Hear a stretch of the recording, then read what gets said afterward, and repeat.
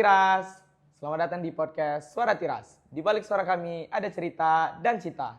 Alhamdulillah, podcast Suara Tiras episode pertama telah dilaksanakan pada hari ini.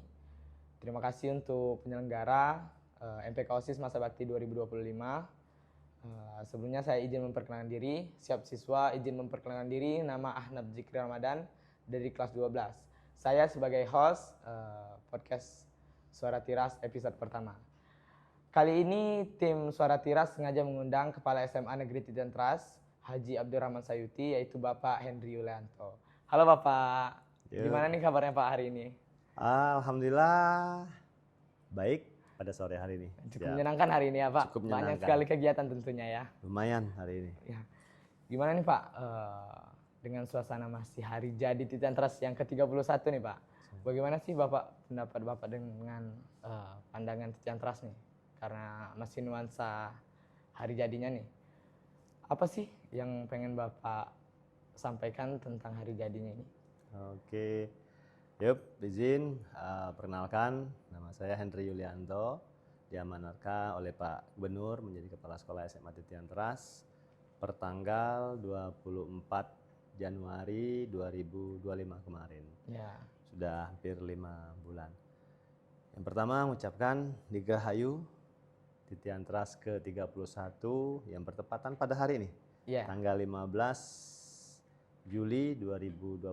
Artinya sudah 30 tahun umur SMA Titian-Tras ini, sudah banyak. Boleh nggak Bapak sedikit ceritakan setahu Bapak aja nih tentang Titian-Tras, backgroundnya gimana atau sejarahnya yang Bapak tahu tentang Titian-Tras ini Pak? Oke, Bapak setahu Bapak ya, di ruang Bapak itu ada buku, setebal ini bukunya. Buku itu berceritakan tentang kisah 5 tahun Titian-Tras berdiri. Di situ Bapak baca, SMA Titian-Tras itu lahirnya atau diselenggarakan mulai berdirinya itu hari Jumat, tanggal 15 Juli tahun 1994. Pukul pengesahan itu jam 09.00 waktu Indonesia Barat. Dan di situ juga bercerita tentang bagaimana Titian-Tras ini awal mulanya bagaimana, guru-gurunya siapa, siswa-siswanya 5 angkatan tuh lengkap ada di dalam buku tersebut. Nah itu nampaknya sampai sekarang masih ada terus. Cuman model dan versinya berbeda. Apa namanya tuh? Buku apa nama kalau kita tamat tuh? Buku BTS atau panduan? Ya, seperti itulah bentuk bukunya yang ada sekarang. Cuman di situ diinkludkan dalam 5 tahun. Jadi kalau Bapak lihat di situ, didirikannya SMA Titian-Tras ini pada awal mulanya itu khusus untuk anak laki-laki loh. Nah, perempuan tidak boleh di sini selama 5 tahun pertama itu. 5 tahun pertama itu siswanya laki-laki semua. Artinya apa? Tahun 94 masuk, 95, 96, sudah kan ada menelurkan tuh. Nah ternyata angkatan pertama itu masuk di sini, sukses semua rata-rata. Nah sudah itu angkatan kedua sukses juga. Nah mulailah angkatan kelima mau ke-6, angkatan ke-6 kalau tidak salah itu mulai ada perempuan. Karena kita juga di Indonesia ini tidak boleh kita menghalangi hak azazi atau hak emansipasi wanitanya ada, diperbolehkanlah. Makanya pada waktu itu kalau tidak salah itu ada masuk siswi ya, kalau sini kita siswi namanya, itu 7 orang.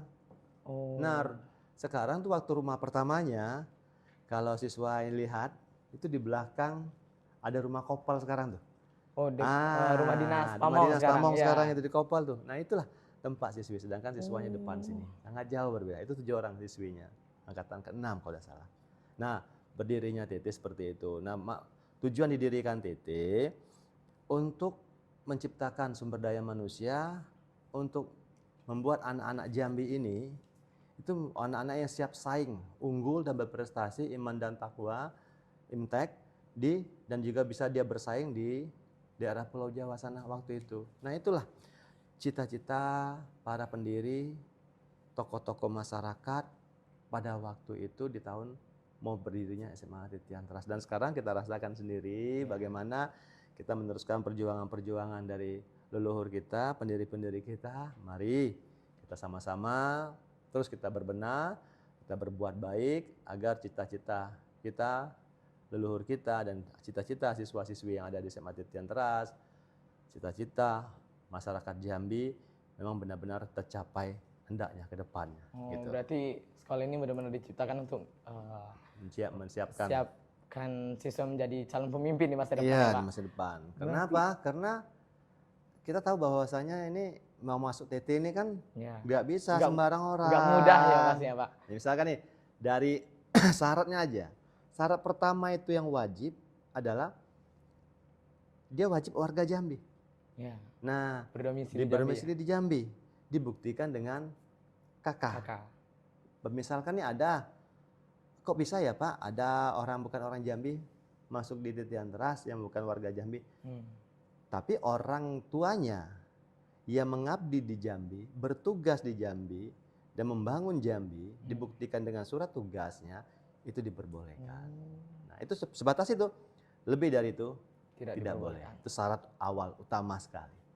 Oke. Ya, gini Pak, sebagai Bapak kan baru menjabat di sini. Siap, baru. Sebagai kepala sekolah. Bagaimana sih Bapak melihat Titian Teras ini dalam dunia pendidikan tadi kan, khususnya bertepatan dengan ulang tahun ini Pak? Ya. Perannya Titian Teras di dalam dunia pendidikan di Provinsi Jambi ini seperti apa sih Pak?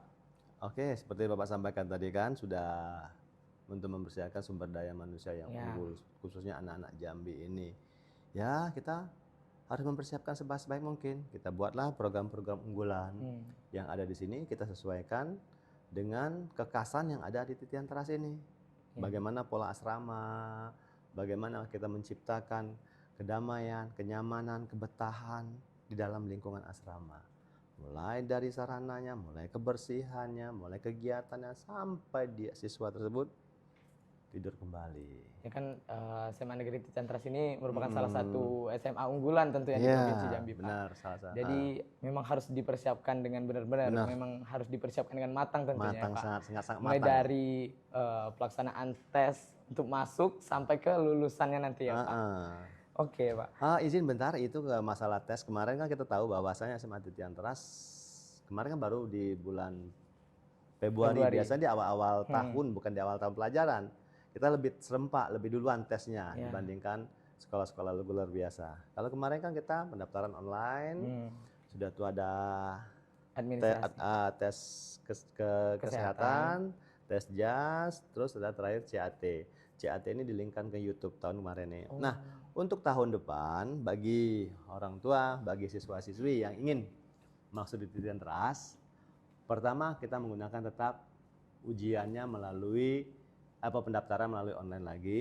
Yang kedua, ada perbedaan dengan tahun lalu. Tahun yang kedua ini kita ingin buka ingin tes, itu ada namanya tes TOEFL.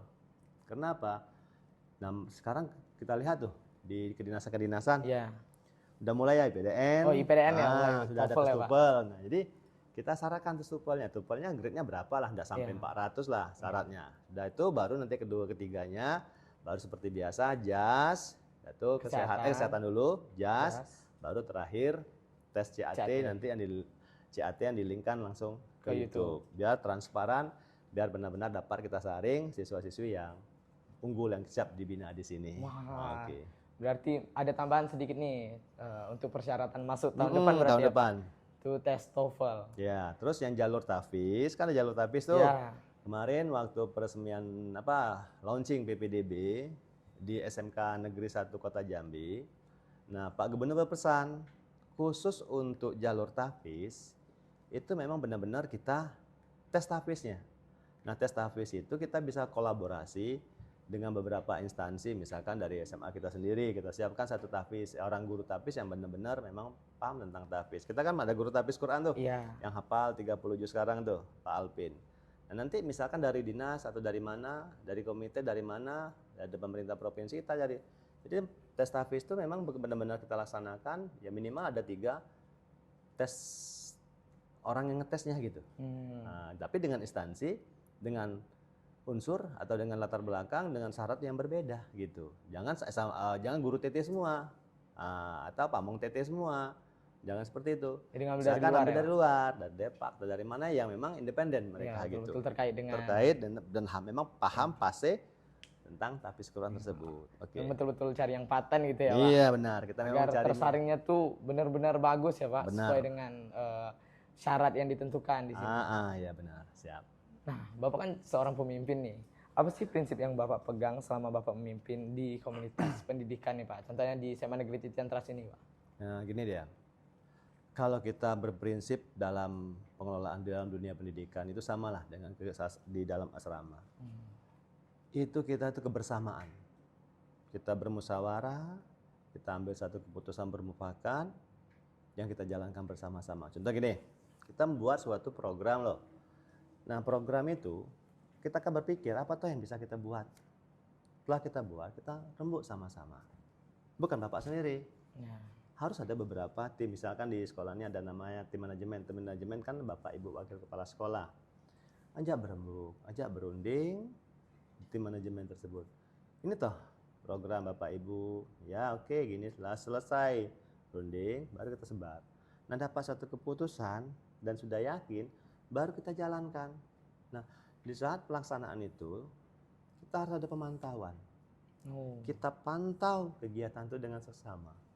Sudah kita pantau, kita evaluasi, dan terakhir baru kita refleksi. Dan itu apabila dalam satu program kegiatan itu sudah dilaksanakan secara bersama, kita tidak boleh satu siklus. Ada kelemahan satu program itu jangan kita mundur langsung. Sudahlah, program ini sudah dijalankan, tidak bagus, kan baru satu siklus, baru satu putaran. Nah direfleksi dari itu, oh ini kelemahannya nih apa nih? Nah baru kita perbaiki pelan-pelan lagi, berembuk lagi, putar sekali lagi. Kalau 3 kali siklus atau 2 kali siklus tidak mendapatkan hasil, itu program itu memang benar-benar bagus dikembangkan di Titian Trust. Tapi selama ini alhamdulillah 2 kali siklus itu sudah berjalan dengan baik. Berarti suatu sistem itu nggak harus 1 kali coba harus berhasil gitu. Tetap kita berjuang terus, jangan patah jangan mundur. Kalau tetap semangat terus. Udah gagal langsung down gitu nggak boleh ya Pak? Nggak boleh. Dan juga kan di sini kan pola asrama ini kan sangat berbeda dengan sekolah-sekolah yang lain. Seperti yang kita lihat di sini kan sekolah asrama nih, siswa dulu masuk angkatan 30 ya. Nah, angkatan 30 waktu masuk mungkin terasa sendiri, terasa nggak punya teman. Terbayang-bayang tuh waktu takutnya mau berangkat dari rumah diantar pertama sekali ke TT. Tapi ternyata sekarang nggak ketemu, takutnya itu kan hilang semua. Sudah berteman semua ya. Sudah berteman semua. Artinya apa? Tinggal bagaimana kita pribadi kita. Nah samalah dengan Bapak juga memimpin seperti itu. Nah artinya Pak, perlu kolaborasi, perlu kerjasama yang baik dalam membangun suatu lingkungan sekolah. Walaupun Bapak baru masuk di sini, ya istilahnya kita memang sama-sama bekerja gitu. Ya. Oke. Pastinya harus bermusyawarah ya Pak. Enggak hidup bermasyarakat itu nggak sendirian ya Pak. Kita butuh orang lain. Karena kita kan makhluk sosial nih Pak. Butuh orang lain untuk bekerja sama, untuk saling membantu lah. Terutama kita yang di asrama ini pasti membutuhkan orang lain. Mulai dari belajar lah aja. Yang paling sederhana itu belajar. Nggak mungkin kan belajar sendiri nggak Pak. Pasti butuh orang lain untuk membantu. Minjam pena lah minimal, minjam pensil, segala macam. Oke, siap. Nah gini Pak, Bapak tadi bilang masalah sistem. Kira-kira rencana apa yang akan Bapak luncurkan akhir-akhir ini Pak? Nah oke, pertama mungkin kita lihat dari penerimaan siswa baru. Itu kan kita menggunakan jalur tahfiz Quran ada. Nah kita kan kasihan loh anak-anak yang sudah hafal minimal 5 juz, ada yang 10 juz gitu kan. Nah kita pihak SMA Titian Trust tidak membiarkan. Kita siapkan guru tahfiz di sini untuk mengulang-ulang baca mereka, untuk menambah hafalan mereka. Nah, alhamdulillah sudah kita laksanakan. Terus program yang kedua, yang unggulan kedua di sini, dalam kita memperingati Hari Jadi Titian Trust, siswa sekarang berada di kelas 12, angkatan 30. Permasalahan-permasalahan banyak terjadi. Misal salah satu contoh sederhana itu kehilangan uang. Nah, sering terjadi apalagi di asrama ya Pak. Asrama, apalagi kalau asramanya itu masih barak, masih geraha gitu ya. Nah, yang isinya 30, 40, ada yang 50 orang kan. Nah, kasur 12 lantai 1 lantai 2 kan. Nah, di situ siswa sering kehilangan uang. Nah, bagaimana agar ini jangan terjadi lagi? Ya kita marahi, kita ini proses, ya balik-balik terus berputar. Nah kita ngikuti perkembangan zaman. perkembangan zaman sekarang nih. Contoh nih sekolah kita nih kan sampingnya nih kan udah tol nih. Oh iya. Nah, keluar dari SMA Titian Teras kita ke kanan, Nggak nyampe itulah 100 meter ya. nggak sampai 100 meter dari pagar kita itu. Pagar kita yang kedua Iya. itu kan langsung pintu tol. Nah, ibaratnya langsung ke kanan, langsung kita tol. Nah kalau kita ke Jakarta, kalau kita naik mobil, itu kita nggak perlu lagi uang tunai. Nah artinya zaman sekarang kita sesuaikan. Nah bagaimana kita menciptakan tidak ada lagi uang beredar, uang tunai di sini. Kita pakai non tunai. Nah zaman sudah canggih, jadi siswa itu disiapkan kartu pelajarnya kita tempel barcode di situ. Nah nanti kartu pelajar yang sudah ditempel barcode itulah menjadi alat ganti uangnya. Oh, alat pembayaran. Alat pembayarannya. Jadi masuk ke minimarket, koperasi, cetek. Nah, bayarlah berapa harga minuman, bayar. Nah, di kantin gitu juga. Di kantin juga cetek. Nah, berapa bayarnya? Sekian. Jadi hilang masalah tentang kehilangan uang. Paling kartunya nanti ada PIN-nya. Oh, nah, jadi nggak bisa sembarangan dipakai ya, Pak? Sembarang bisa dipakai, ada foto siswa juga situ kan. Nah, terus yang programnya selain itu, permasalahan yang lagi timbul misalkan gini, di TT ini, kan siswa di sini kan ada pembayaran uang makan ya. Oh iya, uang asrama, uang laundry. Uang laundry, sama kegiatan ekstrakurikuler, belajar malam dan lain-lainnya. Itu kalau salah 1.500.000 per bulan. Nah, tingkat kepercayaan publik, tingkat kepercayaan masyarakat, orang tua, terhadap pengelolaan keuangan kalau kita pakai tunai itu sensitifnya tinggi sekali. Nah artinya bagaimana?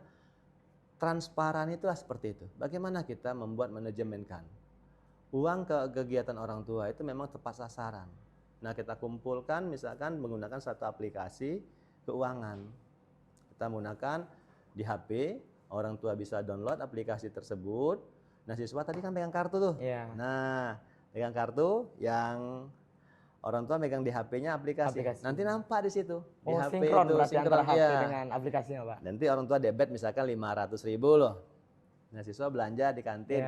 Misalkan kita buat ketetapan 20.000 satu hari belanja siswa di sini tidak boleh lebih. Atau 30.000 satu hari belanja siswa tidak boleh lebih. Tap di situ. Apabila janjian 5.000 tinggal jatahnya. Kalau 20.000 tinggal jatah 15.000 lagi loh hari ini. Jangan sampai lebih. Kalau lebih dia mau lagi. Nah kalau misalkan tidak habis, dia balik lagi ke debit, di debit tersebut. Nah pembayaran gitu juga. Jadi nampak tagihan nanti di HP itu. Tagihannya nampak. Misalkan belum bayar bulan ini uang makan, bayarlah di situ. Nah nanti kan terkumpul di dalam satu sistem bank, perbankan. Nah di situ bendaharanya tidak boleh tarik tunai. Segala penggunanya kita via transfer. Jadi semuanya termasuk dalam satu pintu semuanya. Berarti semuanya sudah jadi non tunai, Pak. Non tunai semuanya tidak boleh, sampai ke bendahara asrama pun tidak boleh. Sistem Bapak pun pribadi juga tidak boleh. Gitu. Itu mulai dari sistem pembayaran di kantin maupun pembayaran asrama, uang makan segala macam sudah via ini ya, Pak. Terus non tunai. Ya, program yang ketiga. Permasalahan terjadi di SMA Titian Teras, Bapak perhatikan, kita kadangkala di asrama dengan di kampus itu sering nggak terjadi. Dia masuk dari sekolah, dari rumahnya dia tetap masuk ke kampus ini. Nah, sama lah kayak kita di sekolah reguler. Tetapi ada sebagian kecil ya, tidak terdata siswa itu mungkin capek, entah letih, entah apa ya, karena pola asrama. Dia tertidur mungkin di sana atau sakit atau apa, tidak masuk kelas. Nah komunikasi tersini kita payah, data di kampus, data di asrama. Nah kita ingin buat sistemnya. Sistemnya itu bagaimana? Tadi pakai yang kartu tadi tuh. Yang kartu pembayaran tadi, dia pakai lagi untuk absen. Di asrama absen, di kampus absen, pakai itu tab ya, bukan pakai alat, pakai sidik jari pinjer atau sidik wajah, enggak. HP-nya HP Pamong. Jadi Pamong itu mana kartu siswa, cetek, hadir. Ada aplikasi lagi berarti. Ada aplikasi lagi kita ciptakan di situ. Nah ini sudah berjalan juga kan, udah pernah kan dites waktu ujian kemarin kan. Uji coba itu ya Pak? Uji coba, dan sekarang mulai dijalankan, Selasa ini mulai kita jalankan lagi. Mulai dari apel pagi pakai scan juga berarti? Scan juga. Nah yang penting kan terutama gini nih, sesuai dengan instruksi dari Bapak Gubernur juga, masalah penggunaan HP kan kita dilarang keras untuk membawa HP ke ya. lingkungan sekolah. Nah kita menggunakan HP itu untuk mengabsen anak-anak. Terus juga Pak Gubernur minta juga bahwasanya kehadiran sholat 5 waktu kita melapor ke dinas terus setiap bulan sekali. 1 bulan sekali setiap sekolah seprovinsi Jambi ini melaporkan sholat 5 waktu siswa-siswinya. Nah sekarang kita kebetulan sekolah asrama, lebih gampang. Nah daripada kita ngabsen manual satu hadir-hadir kita pakai aplikasi. Jadi siswa minta misalkan pergi ke masjid sholat subuh, nanti ada petugasnya, mana kartu cetek. Jadi terinclude dalam satu sistem semuanya di situ. Gitu ya, Untuk Pak. kita ciptakan seperti itu. Jadi harapan Bapak dengan kartu itu tercipta selain jadi alat pembayaran juga sebagai alat absen ya, Pak? Ya absen dan lain-lainnya. Nanti pengembangan terakhir yang masih dalam tahap-tahapan itu bagian kelas 12 nih kan. Iya. Mungkin kami perlu lagi terobosan untuk menyambut ulang tahun kita ini. Terobosan itu bagaimana pola sistem belajar malam. Nah inilah kita masih kurang di sarana prasarana. Kita cuma punya TV 6, TV besar itu, tapi di bidang di ruang labor, fokus di ruangan kita itu sebagian kecil juga belum ada. Tapi di asrama sekarang siswa itu dari HP Bapak kita bisa mantau, kita pakai suara di sini di kamera CCTV-nya. Udah mulai mutar. Yang di Geraha. Yang di Geraha A, B, C dan D. Tapi di asrama Putra kelas 10 kelas 11, kelas 12 itu ada CCTV juga, tapi belum bersuara itu nanti. Nampak juga. Nah, kembangan-kembangan IT itulah yang kita kolaborasikan atau diterapkan di SMA Titian Teras ini. Jangan sampai ketinggalan zaman tentunya. Janganlah Titian Teras ketinggalan zaman ya. Nanti anak-anak Titian Teras ini nanti kedepannya memang tidak melek lagi dengan IT. Jangan ada yang gaptek, malu lah Pak. Malu ya. Katanya mau bersaing ya kan Pak, masa ya masalah teknologi nggak bisa. Oke siap. Kalau menurut Bapak nih, seandainya ada kelemahan, pasti tentu sistem ada kelemahan kan Siap. Pak. Bagaimana sih cara Bapak mengatasi kelemahan-kelemahan yang kita non tunai tadi Pak? Iya, dalam kita membuat sesuatu ini kan kita uji coba terus. Jadi kami mohon kepada orang tua, siswa-siswi dan seluruh warga di SMA Titian Teras, kita pelan-pelan. Tidak ada suatu terobosan itu yang berjalan mulus, pasti ada hambatan-hambatan slow tapi pasti. Insya Allah secepatnya itu berjalan lancar. Amin, kita doakan semuanya berjalan dengan lancar. Siapa sih yang nggak mau perubahan yang baik ya kan Pak? Semua perubahan itu harus baik dong. Siap. Kalau perubahan buruk itu penurunan namanya. Iya. Nah, sekolah ini ulang tahun sekolah ini sering jadi momen refleksi dan harapan. Nah, kalau boleh dirangkum, apa harapan terbesar Bapak untuk SMA Negeri Titian Teras ke depannya? Harapan besar, sangat besar sekali harapan. Ya. Kita tahu Titian Teras ini berdiri dulu bagaimana. Terus sering masyarakat menyampaikan. Dan Bapak pernah juga disampaikan. Ahen, balikkan TT seperti dulu. Dan harapan Pak Gubernur juga seperti itu. Dan mungkin harapan kita semua yang ada di sini. Harapan masyarakat Jambi Masyarakat Jambi. Nah inilah, tepat kita ingin marwah TT itu memang benar-benar kembali seperti TT yang dulu. Tapi ini bukan pekerjaan yang mudah, sangat sulit. Dulu jumlah siswanya ada 70 orang per angkatan. Sekarang kita sudah hampir per angkatan tuh 288, hampir 280-an satu angkatan.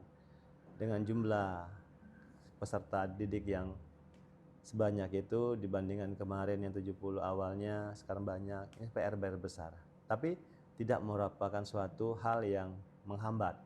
Makin banyak siswanya, kalau makin banyak berhasil, maka Provinsi Jambi ini juga akan maju. Misalkan nih, kalau dulu 70 orang, berhasil 70 orang. Kalau dibandingkan 288 ini sekali tamat berhasil, itu lebih cakupannya lebih luas lagi. Dan orangnya pun bermacam-macam yang hebatnya. Jadi tidak menghambat suatu capaian dengan jumlah siswa. Kalau memang perlu banyak lagi, silakan banyak. Tapi siswa-siswa yang banyak ini memang harus betul-betul dididik, diolah sebaik-baik mungkin dan menjadi orang yang berhasil. Nah, Bapak bilang tadi semakin banyak siswanya semakin baik. Itu kalau memang benar-benar diasuh dengan baik tentunya ya Pak. Bagaimana cara Bapak membentuk karakter siswa-siswi agar menjadi pemimpin di masa depan? dari lingkungan sekolah yang seperti ini, Pak? Nah, oke, ini pertanyaan sangat bagus, Iya. bagus sekali. Bagaimana bentuk karakter siswa dulu kan masuk di sini tuh saya bilang takut ya, Iya, pasti. takut, terbayang mau mungkin nangis ya waktu itu ya. Jangan disebut lah, Pak. Jangan disebut ya, mungkin nangis atau mungkin ada air atau gelas aqua itu ditampung, mungkin ada sedih gini, tampungan nangisnya. Orang tua lo nangis juga lo mungkin tuh. Iyalah. Nangis juga ninggalin anak di sini. Was-wasnya ada, siswa juga was-wasnya ada. Nah, kita buat pola. Pola pertama paling sederhana kita lihat, saat siswa datang, itu kita kadang temukan 2-3 orang. Seperti kemarin tuh, kita pasang tenda, kita naikkan satu mobil, barangan naikkan. Artinya apa? Siswa itu tidak akan bisa mengangkat barang itu sendirian. Iya, sebanyak Nah, itu ya, Pak, sebanyak barang itu. apalagi Nah, anak-anak baru, tahu iya. lah, Pak. Badannya masih kecil-kecil itu Iya. kan. Nah, jadi saat mereka dari mobil turun mobil memasuk ke geraha atau masuk ke asramanya, kan tidak mungkin. Nah, kita kumpulkan 4 orang tuh, kita turun dari mobil, panggil siswa atau siswi, silakan bekerja sama. Bagaimana nih barang sampai ke kamar, sampai ke gerahanya. Nah, mereka bergotong royong, saling bekerja sama. Yang berat sama dipikulnya, yang ringan sama dijinjingnya. Melangkah bersama-sama. Nah, itu awal yang mulanya. Nah, sampai di dalam kamar. Di dalam kamar tuh lihat tuh. Ada orang siswa kadang di rumahnya tidurnya mati lampu. Baru dia tuh tidur. Yang satu lagi Harus tidurnya terang. harus terang, takut kalau mati lampu. Nah, ini bagaimana kolaborasi? Itu bukan sedikit kalau di geraha itu.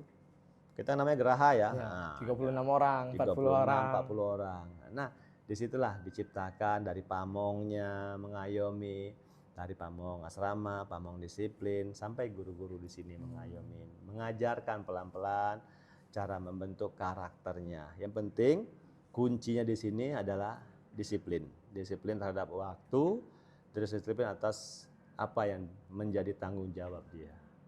Dari jalannya, dari orang datang tamu, segala macam. Dan dibarengin dengan dibantu oleh kakak-kakak angkatannya. Misalkan angkatan 32 nih, 30, 31 pasti mengayomi adik-adiknya di sini. Iya. Nah, itu berlangsung aman, tertib, nyaman. Mudah-mudahan di Tianteras ini kedepannya lebih baik dan baik terus selalu. Ya.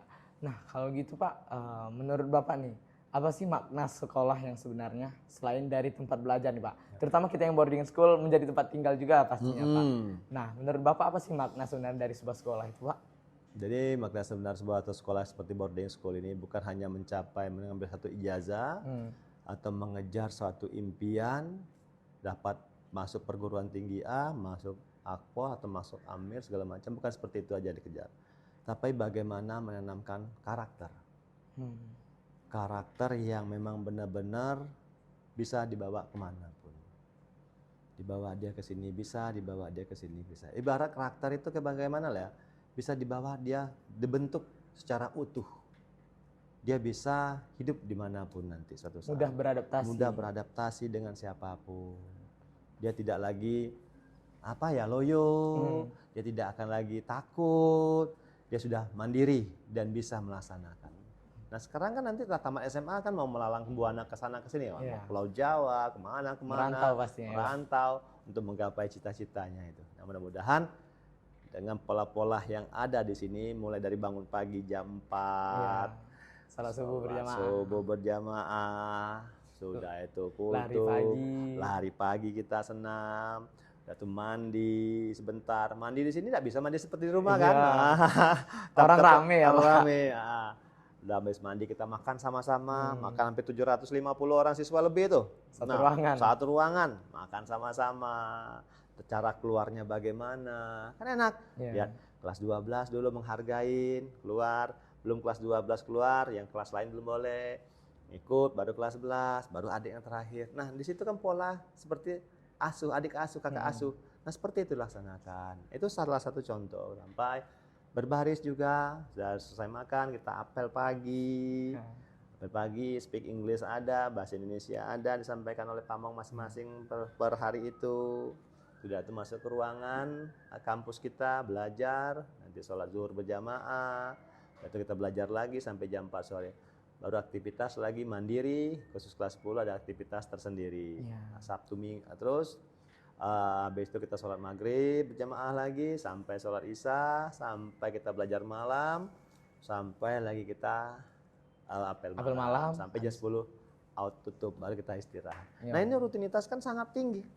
Dan terhindarlah siswa-siswi yang misalkan kita gini, siswa misalkan tinggal dengan orang tua, ya kita menghindari begadang, pergi keluyuran sana sini. Kenapa? Nanti kalau keluyuran sana sini bukan apa-apa, bukan tidak boleh, tapi takut terjadi hal-hal tidak diinginkan. Misalkan Resiko tinggi. jatuh, patah kaki, patah tangan atau apa, itu kan menjadi cita-citanya hilang. Kalau di sini kan minim sekali. Nah gitu. Nah, mungkin banyak sekali ya Pak siswa yang sedang mencari jati diri. Kan Bapak bilang tadi membentuk karakter. Tentu banyak karakter-karakter siswa nih Pak. Nah, bagaimana sih Bapak ini peran sekolah dalam membantu mereka mencari jati dirinya? Nah, oke. Nah, untuk mencari jati diri seseorang anak atau siswi di lingkungan sekolah kita ini tidak semudah membalikkan telapak tangan.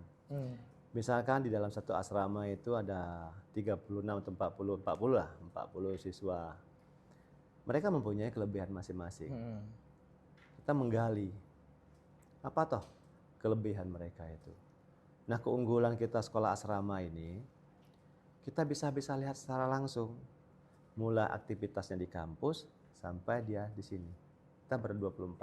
Dan siswa tahu sendiri bahwa kita punya rumah guru 60 perumahan di sini. Nah, rata-rata dari guru-guru kita sini hampir sebagian besar itu berada di dalam kampus, dalam asrama kita, dalam sekolah kita ini. Nah, inilah kita manfaatkan, kita gabung meramuannya menjadi satu, mendampingi sampai malam. Belajar malam didampingin juga, sampai apel malam didampingin. Kita bersama-sama dididik, diarahkan dengan yang benar. Jadi siswa itu di sini atau siswi di sini, dia merasa tidak sendiri. Dia punya teman. Kalau saat rindu sama orang tuanya, ini orang tua kamu. Saat dia sedih, dirangkul sama pamong asramanya. Kadang cewek-cewek itu sama bapak perhatiin tuh pamong-pamong asrama tuh saat sedih, yo dirangkul, diajak bergurau. Teman juga lain. Nah, jadi hilang sedihnya. Nanti suatu saat dia akan pulang ke rumahnya, sampai liburnya misalkan 2 minggu, dia bertanya 1 minggu. 1 minggu lagi otaknya pikirnya, mau balik ke kampus, mau balik ke asrama. Nah, jadi ketemu kawan. ketemu kawan. Nah, akhirnya keinginan pulang ke asrama itu lebih Tinggi. cepat, lebih tinggi. Nah, itu Ya dia. pasti, apalagi anak asrama tuh Pak. Kalau udah di rumah tuh seminggu tuh paling lama banget ya Pak. Itu bosan ya? Iya udah bosan karena terlalu sering di asrama tuh kan banyak teman, jadi Banyak banyak teman. ngobrolnya, lebih banyak ceritanya. Kalau di rumah paling sama adik, Iya, sama ibu, sama ayah. Gak serame di asrama pasti ya Pak. Iya, betul.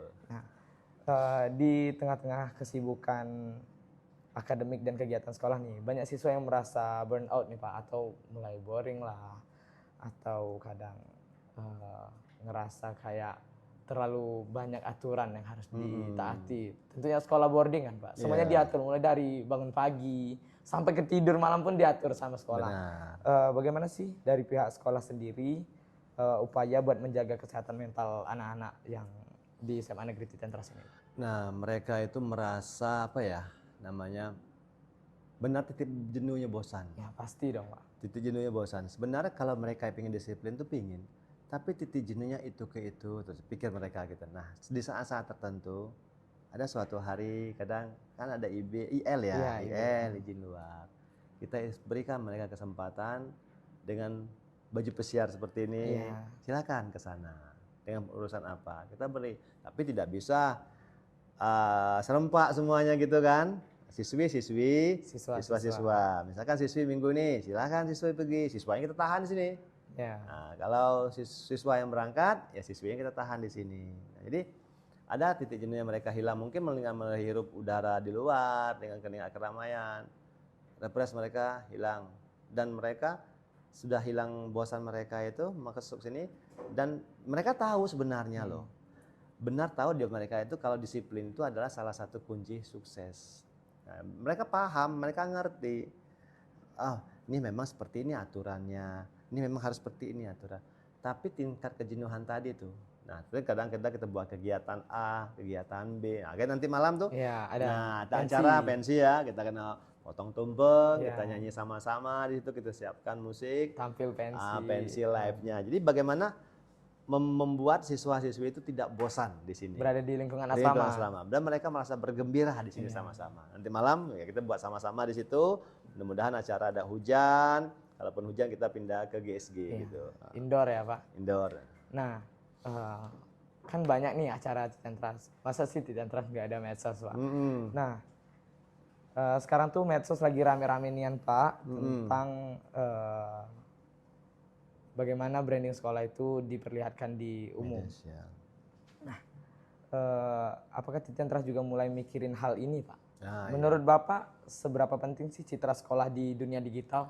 Oh, sangat penting sekali. Sangat penting sekali citra sekolah itu di media sosial. Kenapa? Zaman sekarang kan semua di sini semua. Kita melihat di sini media sosial. Orang luar tahu apa yang terjadi dalam DTK dari media sosial. Kita push terus yang baik-baik di Titentras ini. Apa yang bagus kita kembangkan. Ya jadi artinya apa? Pandangan masyarakat terhadap Titentras itu tidak terlalu jelek lagi. Jadi apapun prestasi, apapun kegiatan, ada siswa berprestasi A, B, C, sampai ke nasional, sampai internasional, kita sambung ke media sosial. Apa kegiatan-kegiatan di lingkungan sekolah, kita publish di situ. Setelah itu ada siswa yang berhasil tamat Titentras, kita publish gitu. Nah, suatu kebanggaan kita sendiri dan menjadi contoh bagi adik-adik yang lain. Dan media sosial memang benar-benar menjadi salah satu ujung tombak untuk kemajuan lingkungan sekolah. Pengaruh besar sekali medsos terhadap branding sekolah ya Pak. Nah, seperti apa? Pak Ustadz Salwin kita tuh kan. Oh, iya. Nah, Pak Ustadz Salwin ya, itu Salwin Channel dibuatnya. Jadi orang tua tuh kalau mau lihat nah, kita media sosial kita kalau Bapak perhatikan, kita menangin di IG di sini. Oh iya. Ya, di IG kita ada ribuan pengikutnya, sudah ikut sekali 1 jam itu ngirim sudah berapa IG sekolah ini yang lihat. Nah, terus kayak kalau Pak Ustadz Salwin itu mungkin dia di YouTube-nya.